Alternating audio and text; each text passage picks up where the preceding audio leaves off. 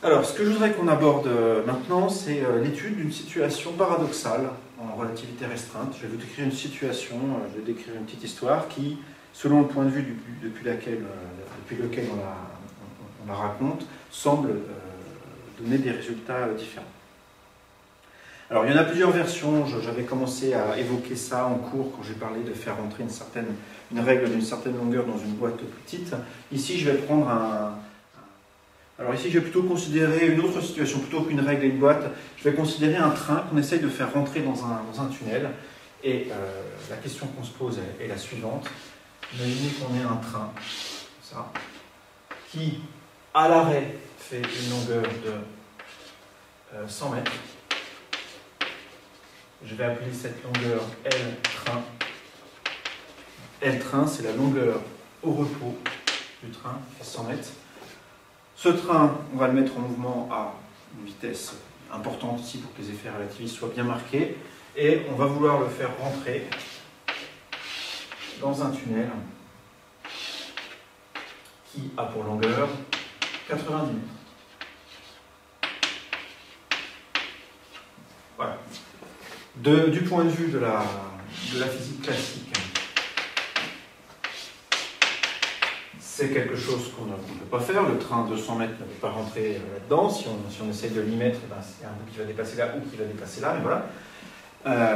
En relativité restreinte, on a vu plusieurs fois que quand un corps est en mouvement, il est contracté dans la direction de son mouvement. Donc si le train s'avance ici dans le tunnel à une vitesse suffisamment grande, sa longueur apparente pourra éventuellement devenir plus petite que 90 mètres. Et du coup, on pourra effectivement rentrer dans le tunnel. Donc si on s'appuie sur ce qu'on a vu avant en cours de relativité, on a l'impression que si le train va suffisamment vite, à cause de la contraction des longueurs, effectivement, du point de vue du tunnel, on va réussir à le faire rentrer dans le tunnel. Alors, ce qu'on va appeler dans la suite faire rentrer dans le tunnel, on va le faire de... Là où la situation devient paradoxale, c'est... donc imaginez qu'on ait effectivement fait cette expérience-là et que le train à grande vitesse rentre dans le tunnel. Imaginez maintenant qu'on envisage ce qui se passe du point de vue des passagers du train. Pour les gens qui sont dans le train, eux, ils sont en repos par rapport au train, ils sont dans le train. Et par contre, ce qu'ils voient, c'est un tunnel qui arrive vers eux à grande vitesse. Et ils se disent, avec la contraction des longueurs, ce tunnel qui faisait 90 mètres en fait encore moins. Il est diminué d'un facteur gamma, on verra ça tout à l'heure. Et donc, on essaye de faire rentrer notre train dans lequel on est assis 200 mètres dans un tunnel qui fait moins de 90 mètres. Donc ça ne va pas être possible. Donc on arrive à une situation où, suivant que c'est des gens qui sont dans le référentiel du tunnel ou des gens qui sont dans le référentiel du train, arrivent à des conclusions différentes. Les premiers se disent le train peut rentrer dans le tunnel et les deuxièmes se disent que non. Donc c'est cette situation-là qu'on va envisager maintenant et on va résoudre ce paradoxe. Alors, commençons par quelques calculs simples un petit peu pour se mettre en jambes. Posons-nous la question, quelle est la longueur apparente du train depuis un observateur qui est lié au tunnel. Je vais donner des noms d'ailleurs à ces référentiels. Ça va être le référentiel R, donc lié au tunnel, le fixe entre guillemets, et ça va être R', le référentiel lié au train, ça va être le référentiel mobile. Ici. Donc première question qu'on peut se poser, c'est depuis R, quelle est la taille apparente du train qui est ici en train d'arriver à grande vitesse. Alors ça, on l'a vu dans le cours, hein, c'est la taille apparente du train que je vais noter L apparent du train. C'est simplement L train divisé par gamma, où gamma c'est défini comme 1 sur racine de 1 moins bêta 2, avec bêta est égal à V sur C. C'est le facteur de vitesse relativiste, et ça c'est ce qu'on appelle le facteur de Lorentz. Gamma, 1 sur racine de 1 moins bêta 2. Alors ici, pour fixer les choses, je vais prendre une vitesse avec une valeur donnée. Je vais prendre ici, dans toute la suite, quand on va faire des applications numériques, je vais prendre ici bêta égale 1,5. Donc bêta, la vitesse vaut la moitié de la vitesse de la lumière. Et du coup, on trouve qu'ici, gamma, c'est 1 sur 1 moins 1 quart, c'est 3 quarts, donc il y a la racine carrée, tout ça, ça fait 2 sur racine de 3. Et ça, quand on fait l'application numérique, on s'aperçoit que ça fait à peu près 1,15. Voilà. Donc, on trouve ici que la longueur ici apparente du train est diminuée d'un facteur 1,15, ce qui pour un train de 100 mètres ici donne une longueur d'à peu près 87 mètres. Donc la taille apparente du train c'est 87 mètres, voilà, et on va essayer de faire rentrer ça dans un tunnel de 90 mètres. Donc on va y arriver, il y a même un petit peu de place en plus, donc on va a priori arriver à faire ça. Alors pour bien fixer les choses, on va même supposer, pour être sûr, donc physiquement on a fait rentrer le train dans le tunnel, on va se dire la chose suivante. On va mettre un dispositif ici, à l'entrée du tunnel, un autre à la sortie du tunnel. On va mettre des volets qui peuvent se fermer d'un coup ici, et vraiment d'un coup. On va considérer que ça se ferme vraiment très vite. Dès qu'on envoie un signal de déclenchement sur une porte ici, paf, elle se ferme. Et pareil ici, on envoie un autre signal de déclenchement, pas forcément au même moment. Paf, la porte se ferme ici. Et on va les régler de la manière suivante. On va les régler pour que, au départ, quand le train commence à arriver là-dessus, au tout départ, cette porte-là est ouverte, parce qu'on va vouloir laisser rentrer le train, et celle-là va être fermée. On verra pourquoi, ça interviendra dans la suite. Donc, au début, ici, l'entrée du tunnel est ouverte, la sortie du tunnel est fermée. On laisse arriver le train, et on va s'arranger pour que la porte d'entrée, ici, se ferme quand l'arrière du train a dépassé ce point-là. Donc en fait, on laisse rentrer tout le train, et dès que l'arrière du train arrive au niveau ici de l'entrée, la porte se ferme. Et on va aussi régler la porte qui est ici, pour que quand l'avant du train, cette fois-ci, arrive sur cette porte, la porte s'ouvre pour le laisser sortir. Ce qu'on va vouloir dire par le train est dans le tunnel, ça va être qu'à un instant donné, on va pouvoir trouver un instant auquel les deux portes ici sont fermées et le train est à l'intérieur. Ce semble une manière assez naturelle de dire qu'on a effectivement fait rentrer le train dans le tunnel. Alors je vais mettre des lettres à différents points qui vont intervenir ici. Ça c'est la queue du train et ça c'est la tête du train. L'arrière du train, l'avant, la queue, tête du train. Et ça c'est l'entrée et la sortie S du tunnel. Et donc on va s'intéresser à ces quatre points-là. Et on va commencer par dessiner un diagramme d'espace-temps qui représente la situation du point de vue du tunnel, puis du point de vue du train.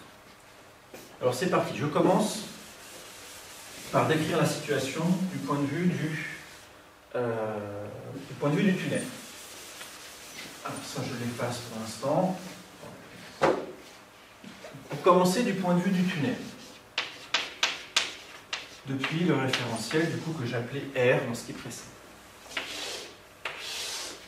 Je vais noter X, la position des différents points du train sur l'axe X, donc le long des rails. Et là, le temps T va être le temps dans le référentiel R, le temps associé au référentiel lié au tunnel. Et je vais dessiner plusieurs lignes d'univers ici, associées à plusieurs points. Les 4 points que j'ai dessinés tout à l'heure, je vais considérer la ligne d'univers du tunnel, son entrée et sa sortie, et du train, en particulier de la queue et de la tête du train. Je vais avoir 4 points ici qui vont évoluer au cours du temps éventuellement et qui donc du coup vont laisser derrière eux, vont dessiner 4 lignes d'univers sur le schéma qui est ici. Et je vais prendre comme origine des X, ici, mais on va voir que c'est assez naturel dans la suite, je vais prendre comme origine des X l'entrée du tunnel. Alors, je mets un point ici, mais l'entrée du tunnel, c'est pas juste un point. À tous les instants, on peut dessiner l'entrée du tunnel. Et ce que je vais commencer à faire, c'est tracer la ligne d'univers de l'entrée du tunnel. On est ici dans le référentiel R, dans le référentiel du tunnel. Dans ce référentiel, l'entrée du tunnel est fixe. Elle ne bouge pas. Elle a une position donnée. Qu'elle ne bouge pas, ça veut dire qu'elle est représentée ici par une ligne qui est verticale dans ce diagramme. Je vais le noter E. Ça, c'est l'entrée du tunnel. La sortie du tunnel est aussi représentée par une ligne verticale. C'est aussi un point fixe dans l'espace. Au cours du temps, la position de la sortie du tunnel ne varie pas. Et la distance entre les deux qui est ici, dans le référentiel R, c'est simplement donné par la longueur du tunnel, que j'ai appelé tout à l'heure L tunnel. Et ça vaut 90 mètres. Ça, c'est une hypothèse que j'ai faite au début quand j'ai présenté ce problème. Je vais maintenant dessiner les lignes d'univers de la queue du train et de la tête du train. Alors, dans ce référentiel, le train est en train de bouger cette fois-ci. Le train est en train de se déplacer vers la droite. Supposez que le train est en train de se déplacer vers la droite. Donc les lignes d'univers vont être des droites qui vont être penchées, qui vont ressembler à ce que je suis en train de faire avec ma main là. Je vais le dessiner plus précisément. Je vais prendre comme point de référence ici l'origine des temps, ce que je vais appeler t égale 0. Ça va être le moment où la queue du train est en train d'arriver à cet endroit. Donc, la queue du train arrive à l'entrée du tunnel. La ligne d'univers de la queue du train va passer par ce point. Dans un référentiel où je prends t dans une unité convenable, on peut faire en sorte que si je trace dans ce diagramme non pas t mais ct, pour avoir ici quelque chose qui indique bien comment le temps passe mais qui a la dimension d'une distance, et que je mets tout dans les unités du système international, CTX ont la même unité, et la lumière est représentée ici par des traits qui font un angle de 45 degrés avec l'horizontale. Alors je trace non pas que la lumière ici joue un rôle important dans la situation, je vais l'effacer tout de suite après, mais c'est juste pour qu'on comprenne la manière dont je vais dessiner le trait suivant. Ça là, donc, c'est la ligne d'univers d'un photon qui serait émis depuis ce point-là. Donc ça, c'est quelque chose qui va à la vitesse c, la vitesse de la lumière. J'ai pris comme hypothèse que le train va à une vitesse qui est la moitié de la vitesse de la lumière. Ça va 2 fois moins vite. Donc ça veut dire que la pente de la ligne d'univers, la queue du train, est la moitié de celle-là. Je trace ici de cette manière. Ça, Q, c'est la queue du train. Voilà la ligne d'univers de la queue du train. J'efface ça qui ne sert plus à rien, c'était juste un guide pour tracer quelque chose qui avait une pente convenable. Donc voilà la queue du train. Et maintenant, la ligne d'univers de la tête du train, c'est aussi une droite qui va être penchée avec la même pente, hein, puisque l'avant du train va à la même vitesse que la queue du train. Et dans le référentiel R ici, la longueur du train est donnée, on a vu tout à l'heure que c'était 87 mètres. Ça veut dire que si je me place à l'instant t égale à 0 par exemple, quand la queue du train est ici, ce que veut dire que dans ce référentiel-là, la taille du train est de 87 mètres, ça veut dire que la tête du train va être ici,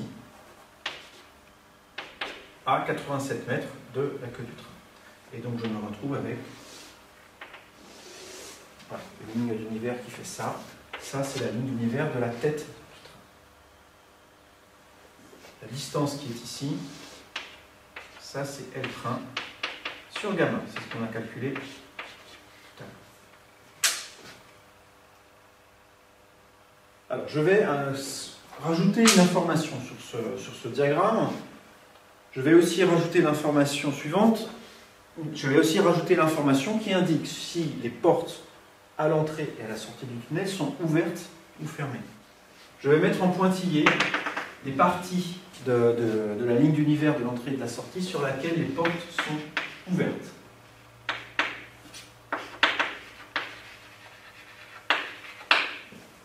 Donc, ligne d'univers de l'entrée, par exemple. C'est le trait qui est ici. J'ai dit tout à l'heure qu'au départ, avant que le train n'arrive, la porte était ouverte et on va la fermer quand la queue du train va dépasser l'entrée.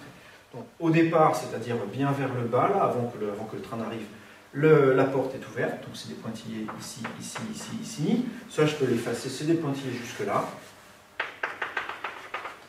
Et quand ici la queue du train arrive sur la porte d'entrée, on ferme le volet. Pof, et c'est maintenant un trait plein pour dire que la porte est fermée.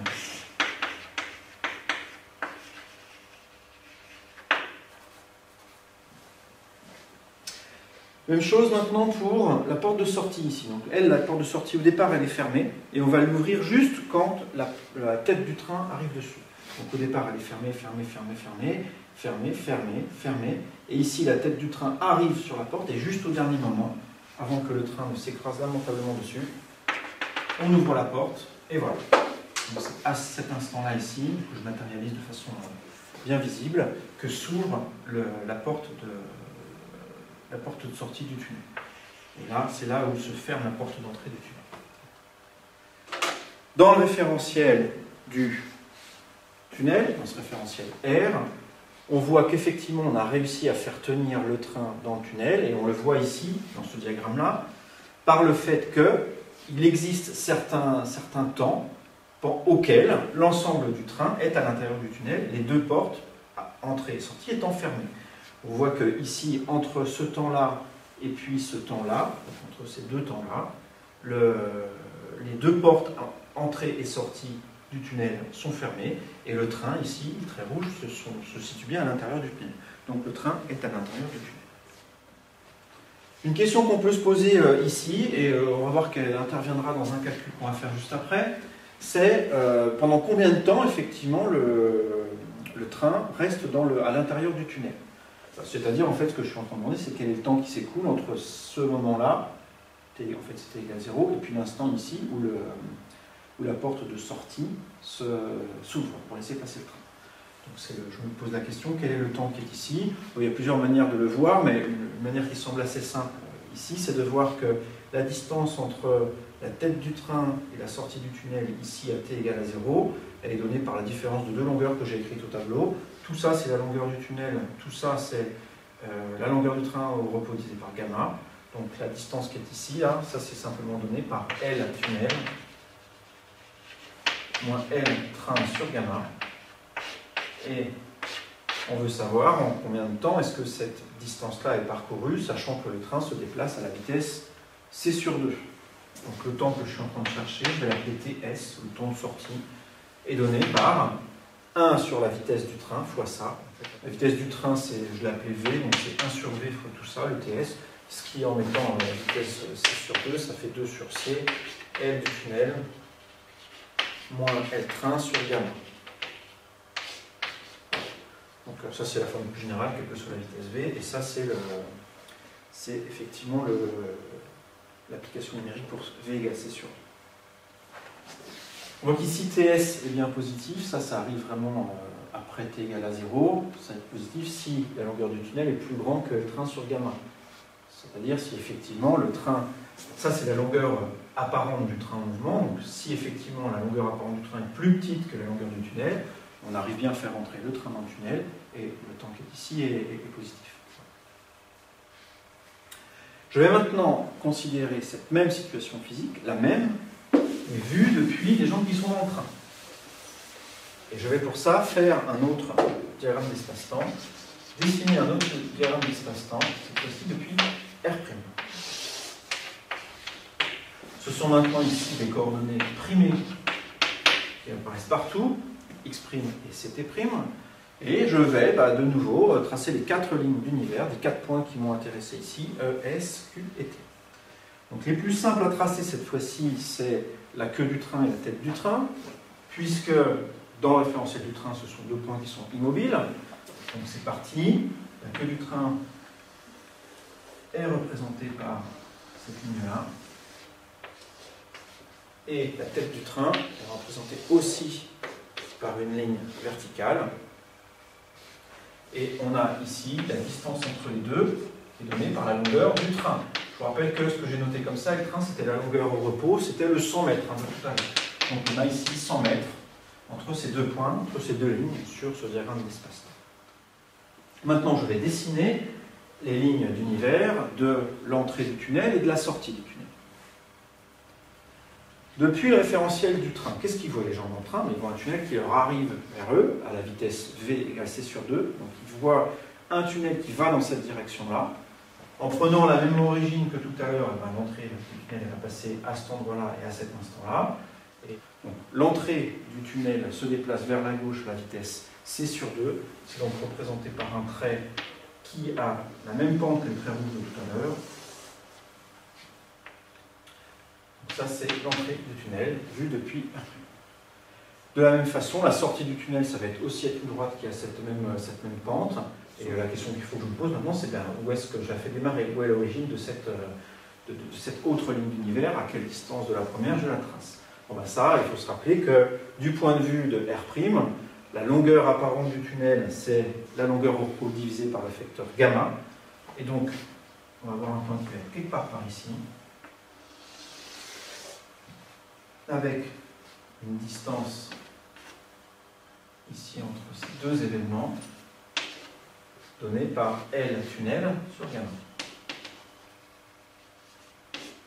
Et si on fait le calcul, L tunnel c'était 90 mètres et on divise par gamma qui vaut 1,15, et ça fait ici à peu près 78 mètres. Donc voilà la ligne d'univers de l'entrée et de la sortie du tunnel. Je vais, comme tout à l'heure, représenter par des pointillés les endroits où les portes de l'entrée et de la sortie du tunnel sont ouvertes ou fermées. Donc, comme tout à l'heure, en pointillé, ça va être là où c'est ouvert. Comme tout à l'heure, je vais commencer par raisonner sur l'entrée. Au départ, c'est-à-dire pour les temps T', éloignés dans le passé, au départ, la porte est ouverte. Donc ici, ça va être du pointillé et du pointillé. Et la porte se ferme à partir du moment où la queue du train atteint cette entrée du tunnel. Donc quand la ligne rouge qui est ici et la jaune s'intercèdent. Donc c'est en ce point-là, ici, que effectivement la porte va se fermer. La porte d'entrée du tunnel va se fermer. Et donc on se retrouve ici avec des pointillés à cet endroit-là. Maintenant, pour la sortie du tunnel. La sortie du tunnel est représentée par ce trait-là. Au départ, c'est-à-dire pour les temps reculés, la porte est fermée, donc ce n'est pas des pointillés. À la fin, la porte est ouverte, et la question qu'on se pose, c'est où est-ce que sur cette ligne, la porte s'ouvre. Il suffit de se rappeler ce qu'on a dit tout à l'heure sur quand est-ce que s'ouvre la porte de sortie. La porte de sortie s'ouvre quand la tête du train, donc ici, atteint la porte de sortie. Donc quand la ligne d'univers de la tête du train croise la ligne d'univers de la porte de sortie, la porte s'ouvre. Et donc c'est ici, à partir de là, que la porte s'ouvre, et tout ça, après, c'est des pointillés.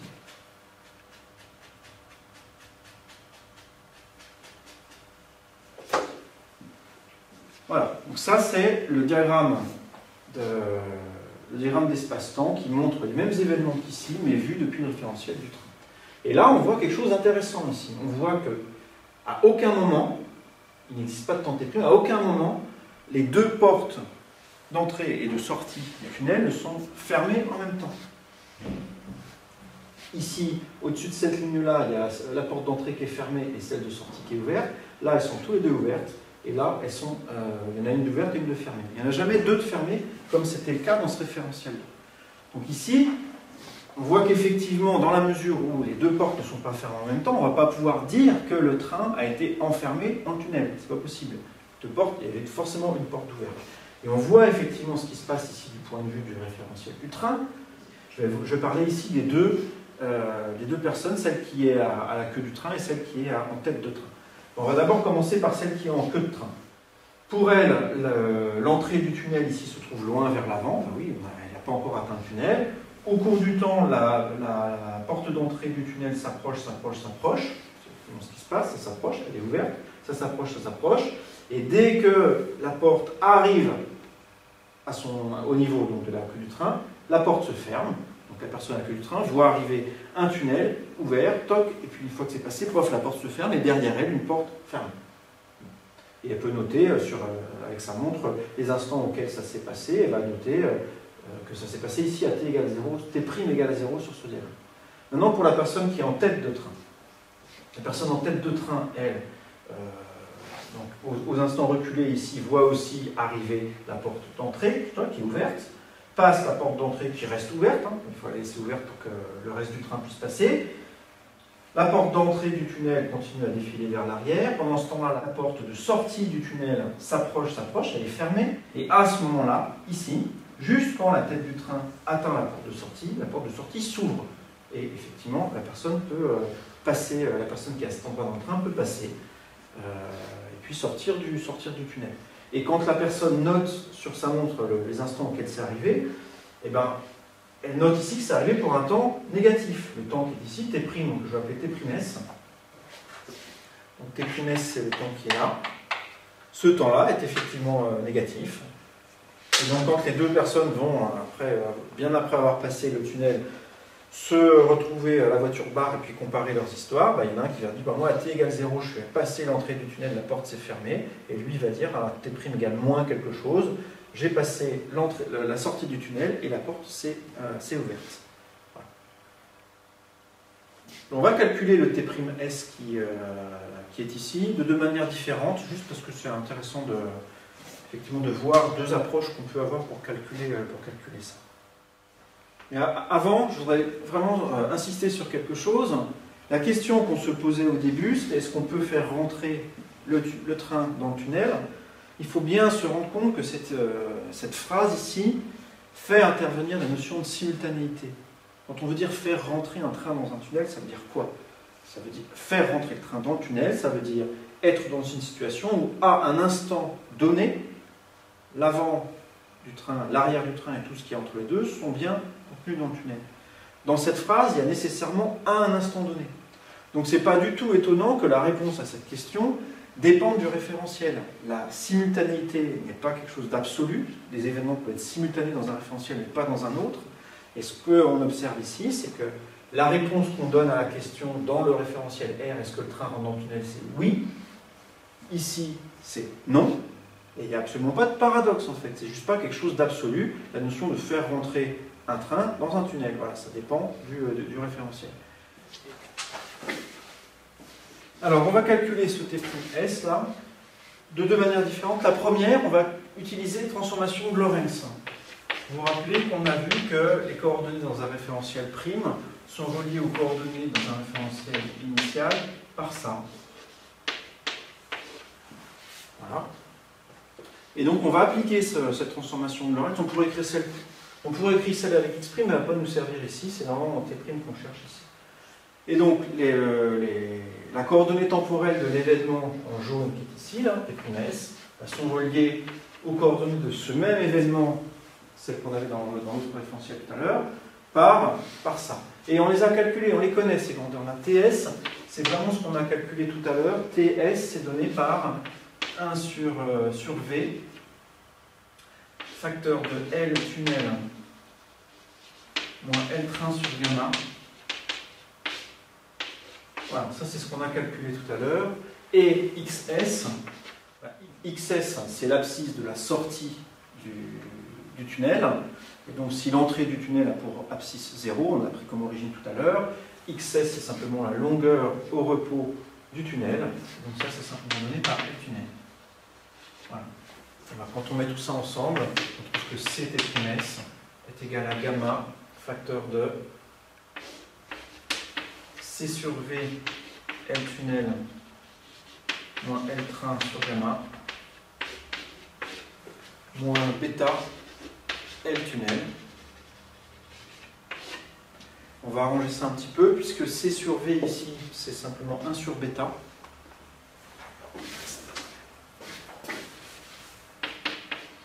Et là-dedans, je vais mettre L tunnel en facteur. Donc ça fait gamma, facteur de L tunnel,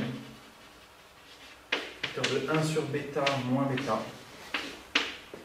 Et, il reste encore ce terme-là, moins L train sur bêta gamma. Voilà. Et là, ça simplifie un petit peu quand on a un peu l'habitude des calculs en relativité. Là, si on met tout au même dénominateur, ça fait 1 moins bêta 2 sur bêta. Or, 1 moins bêta 2, je vous rappelle que c'est 1 sur gamma 2. Donc ça fait 1 sur gamma 2 bêta.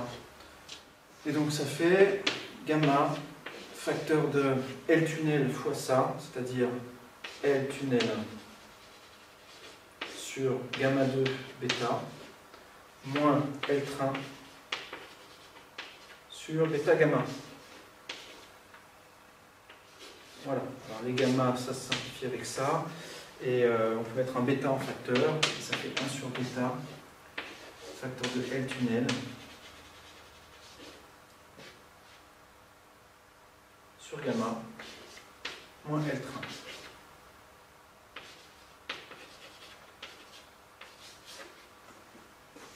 Bon, ce résultat, en fait, quand on l'écrit un tout petit peu différemment, il est vraiment très parlant. Si je fais passer le C qui est ici au dénominateur là-bas, ça me dit, je vais l'écrire sous la forme finale, ça c'est 1 sur bêta C, facteur de L tunnel sur gamma, moins L train. Voilà, j'efface tout le reste. Pourquoi est-ce que c'est un petit peu plus parlant comme ça? Bah, ici, bêta fois C, ça c'est la vitesse V, hein, parce que bêta c'est V sur C. Donc ça c'est 1 sur V. Et voilà, ce que vous dit l'équation qui est ici. Dans l'équation qui est ici, là dans l'accolade, on reconnaît une distance qu'on peut voir sur le schéma de tout à l'heure. Puisque ça c'est la distance L train, c'est là-haut. Ça c'est la distance L tunnel sur gamma. Donc la différence entre ces deux distances, c'est celle-là. Donc l'accolade qui est là-bas, c'est l'opposé de la distance qui est ici. C'est un truc qui est négatif. Donc les primes c'est négatif, on voit ici. Et donc la distance qui est ici, ça correspond à l'opposé de l'accolade. Et le temps T', c'est le temps qu'il faut pour parcourir cette distance-là à la vitesse V, tout simplement. Le point qui est ici correspond à la sortie du tunnel. La sortie du tunnel à un instant donné est ici. À un instant T', plus tard, il est là. Et donc il a parcouru à la vitesse V. Donc voilà, il suffit de diviser cette distance-là par la vitesse V. Et c'est bien ce qu'on trouve ici. Et on trouve que ça, c'est négatif. C'est bien, ça traduit bien le fait que le train ne rentre pas dans le tunnel quand on se place dans le référentiel du train. Donc, pour résumer, dans un tunnel de 90 mètres de long, on peut faire rentrer un train de 100 mètres de long, un train dont la longueur au repos est de 100 mètres, pourvu qu'il aille assez vite. À cause de la contraction des longueurs, le train va effectivement rentrer dans le tunnel, dans le sens où on va pouvoir être dans une situation où, à un instant donné, les deux portes du tunnel sont fermées et le train se trouve entièrement à l'intérieur. Ça, ce que je viens de dire ici, c'est vrai dans le référentiel du tunnel. Ça ne sera pas vrai dans le référentiel du train. Si je prends la situation ici qui est convenable pour la personne du tunnel, c'est-à-dire je me place entre les instants, entre ces deux instants-là, donc pendant que les deux, à un instant où la porte d'entrée et la porte de sortie sont fermées et le train est à l'intérieur, si cette situation-là, je l'analyse du point de vue du train, on va raconter l'histoire différemment. Je vous rappelle qu'on a vu, dans ce qui précède dans le cours que quand on a un objet en mouvement comme ça, par exemple le train ici qui est en train de se déplacer, quand on dit on se place à un instant donné dans R, dans le référentiel du tunnel, si on allait photographier les horloges des personnes qui sont dans le train, on verrait qu'on photographie les gens à des instants différents. Sur la photo du train qui est dans le tunnel ici, si on arrivait à lire l'heure qui est sur la montre des gens, la personne qui est en queue de train n'aurait pas la même heure que celle qui est en tête de train. Donc ça, c'est des événements qui n'arrivent pas au même moment dans le référentiel du train. Et précisément, si on se place dans le référentiel du train ici, les personnes racontent l'histoire différemment, et l'ouverture et la fermeture de la porte d'entrée et de la porte de sortie arrivent à ont des successions temporelles qui sont différentes. Dans le premier référentiel, la porte d'entrée se ferme avant que la porte de sortie ne s'ouvre, alors que c'est le contraire ici. La porte de sortie ici s'ouvre avant que la porte d'entrée ne se ferme. Et en fait, donc, si on veut raconter ça du point de vue du train, le train commence par... on a un train long qui veut rentrer dans un tunnel court, et bien voilà, il faut que la porte de sortie va devoir s'ouvrir plus tôt pour que l'avant du train puisse commencer à sortir du tunnel, alors que l'arrière n'est pas encore rentré. C'est ça que ça veut dire. Imaginons maintenant que la porte de sortie du tunnel ait un problème technique et ne s'ouvre pas quand on lui demande de s'ouvrir. Ça ne se déclenche pas quand la tête du train atteint la porte de sortie. Il va y avoir un problème, le train va se cracher contre la porte et on va analyser ce qui se passe dans les deux référentiels. La raison pour laquelle j'envisage ça, c'est la suivante. C'est que ici, dans le référentiel lié au tunnel, on pourrait se dire la chose suivante. Voilà, ici, donc, le train est en train d'arriver dans le tunnel, la queue du train a passé la porte d'entrée, donc le train est complètement dans le tunnel, les deux portes sont fermées finalement, et la malfonction dont je suis en train de parler ici, c'est le fait que ça, c'est plus des pointillés. La porte de sortie, ici, reste fermée. Donc on se retrouve avec le train qui va arriver ici et puis qui va se cracher là. Ici, l'avant va commencer à taper contre le mur.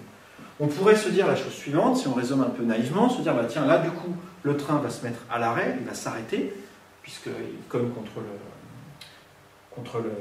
la porte de sortie, et imaginons qu'il soit vraiment très rigide, le train, il va s'arrêter d'un seul coup, il va se mettre au repos, ce qui va changer sa longueur, puisque n'étant plus en mouvement, la longueur du train ne va plus être L' sur gamma, mais va être L', qui vaut 100 mètres, je vous rappelle, et donc on aura l'impression que d'un coup, l'arrière du train va se mettre à reculer et à venir taper ici contre la porte d'entrée. Et on va avoir l'impression qu'on va avoir un train de 100 mètres qui va s'arc-bouter ici sur un tunnel qui fait que 90 mètres. Est-ce que c'est vraiment ça qui va se passer? En fait, c'est un petit peu plus compliqué que ça. Parce que l'hypothèse ici que j'ai mentionnée rapidement, l'hypothèse naïve de dire que le train est un corps rigide, cette hypothèse ne tient pas. en relativité restreinte. En relativité restreinte, il ne peut pas y avoir de corps absolument rigide, c'est-à-dire que quand le train arrive à cet endroit-là, la queue du train ne s'arrête pas instantanément sous prétexte que l'avant du train s'arrête instantanément. Ces deux événements ici ne sont pas reliés de manière causale. Il va falloir un certain temps pour que l'arrière se rende compte que l'avant est en train de taper contre la porte. Précisément, la porte à l'avant est en train de taper. Et bien ça, l'arrière, lui, ne le sait pas tout de suite. Il faut qu'il y ait un signal physique, il faut qu'il y ait une information physique qui passe de ce point-là jusqu'à l'arrière du train. Et ça peut ne se faire qu'au maximum à la vitesse de la lumière. C'est-à-dire que sur le schéma qui est ici, si je trace le cône de lumière associé ici à l'événement, l'avant est en train de se cracher contre la porte d'entrée. Voilà, je trace le cône à l'avant et à l'arrière. Ça, c'est le cône de lumière ici correspondant à cet événement-là du crash de l'avant du train sur la porte de sortie du train. Aucune information ne peut aller plus vite que ça. C'est-à-dire que cet événement-là ne peut pas du tout influencer ce qui se passe en dehors ici du cône de lumière. Ça, c'est ce que j'avais appelé le cône de lumière. Donc ça ne peut pas influencer l'endroit qui est ici. Donc lui avance sans savoir qu'il y a eu un crash ici. Lui aussi, lui aussi, lui aussi, lui aussi. Et c'est seulement à ce moment-là ici, quand l'arrière du train arrive sur le cône de lumière de l'événement crash de l'avant du train, ici, qu'il va effectivement commencer à pouvoir se passer quelque chose, que lui va pouvoir réagir au fait que l'avant ait touché le train.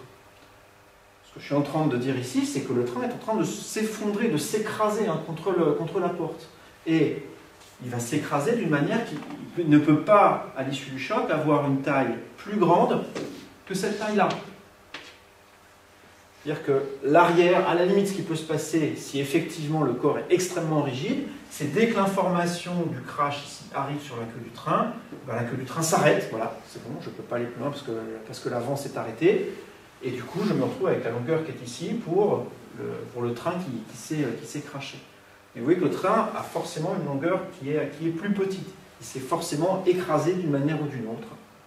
Et ça, c'est indépendant du phénomène physique qui est responsable du crash, c'est-à-dire que le train soit en caoutchouc ou en acier ou en ce que vous voulez, là c'est juste une considération sur la causalité. Quels que soient les mécanismes qui entrent en jeu, les mécanismes microscopiques qui entrent en jeu quand un train est en train de se crasher, ces mécanismes doivent vérifier les lois de la relativité restreinte. Les processus ne peuvent pas avoir des causalités qui se déplacent plus vite que la lumière, qui se propagent plus vite que la lumière, et donc la longueur du train est forcément à la fin inférieure ou égale à cette longueur-là. Et on peut la calculer, hein, c'est pas très très compliqué. L'équation de la droite qui est ici, bah, c'est l'équation du mouvement de la queue du train, hein, et c'est simplement x q est égal à ct sur 2, parce que ici la vitesse c'est 1 demi de la vitesse de la lumière, donc ça c'est l'équation de la droite qui est ici. L'équation du cône de lumière en bleu qui est ici, bah, ça c'est x, je vais mettre c pour crash, est égal à, donc c'est un signal qui se propage à la vitesse c, donc la pente de ça va être ici moins c parce que ça va vers l'arrière. Il faut faire un petit peu attention à l'origine, donc ça part de ce point-là qui a pour coordonnée x la longueur du tunnel, donc ça c'est L tunnel, moins c, facteur de t, moins le temps qui est ici que j'ai appelé ts tout à l'heure. Voilà. Donc ça c'est la coordonnée au cours du temps de ça.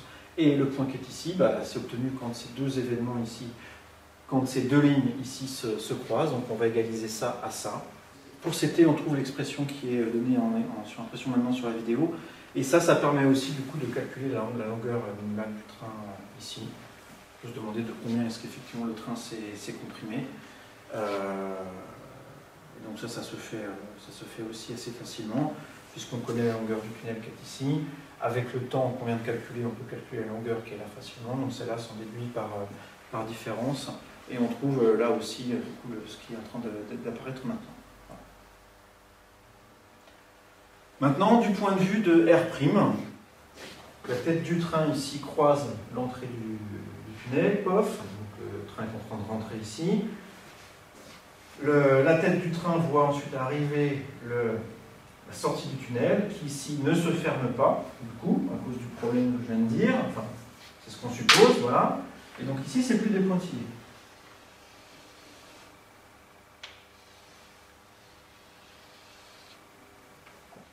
Donc à partir de ce moment-là, la tête du train peut arriver vers elle une porte fermée, la porte de sortie du tunnel fermée, poum, elle va arriver à grande vitesse une porte vers elle. Cette porte ici, tout d'un coup, l'entraîne vers l'arrière, hein, donc on va supposer que c'est la porte qui gagne, la porte est plus solide que le train. Donc à partir de ce moment-là, la tête du train ne fait plus ça, hein, elle n'arrive pas à sortir du tunnel, mais par contre elle suit la ligne d'univers ici de la sortie du tunnel. Donc à partir de ce moment-là, la tête du train se met à faire ceci, et non plus ce qu'on a trouvé tout à l'heure. Dans la situation d'une collision, voilà ce qui se passe. Comme tout à l'heure, l'entrée du train ici ne sait pas tout de suite qu'il se passe quelque chose à... Comme tout à l'heure, la queue du train ne sait pas tout de suite qu'il se passe quelque chose de grave à l'avant du train. Il faut pour ça que le signal du crash arrive à une vitesse une vitesse au plus égale à celle de la lumière. Et donc, comme tout à l'heure, à partir de quand est-ce que effectivement la queue du train peut savoir qu'il se passe quelque chose de grave? Je vais partir de l'événement du crash qui est ici le même que tout à l'heure. Je trace le cône de lumière, donc la partie arrière du cône de lumière de cet événement-là. Voilà, donc ça c'est quelque chose qui a une pente moins 1 dans ce diagramme CT' et X'. Et le point maintenant qu'il faudrait montrer, le point intéressant, c'est qu'on s'aperçoit que cette ligne d'univers ici croise effectivement la ligne d'univers de l'entrée du tunnel à un moment où elle est fermée, où la porte est fermée, et non pas à un moment où elle est ouverte. Donc ça, je ne vais pas le faire ici, mais ça se montre aussi avec les mêmes arguments que ce que je viens de faire là. On a des droites, on calcule l'équation de cette droite-là, l'équation de cette droite-là, on regarde où est-ce que ça se croise, et on s'aperçoit que nécessairement, ça se croise ici à un moment où la porte d'entrée est fermée, c'est-à-dire que, et le point important, quand on suit le cône de lumière ici de l'événement du crash, on voit que ce cône de lumière intercepte la ligne d'univers de la queue du train, ici, à un moment où la porte d'entrée est fermée. Ici, à cet instant-là, si je prends une horizontale, j'arrive ici, la porte est fermée. Et non pas dans une région pointillée. On aurait pu imaginer que, tiens, on aurait pu imaginer que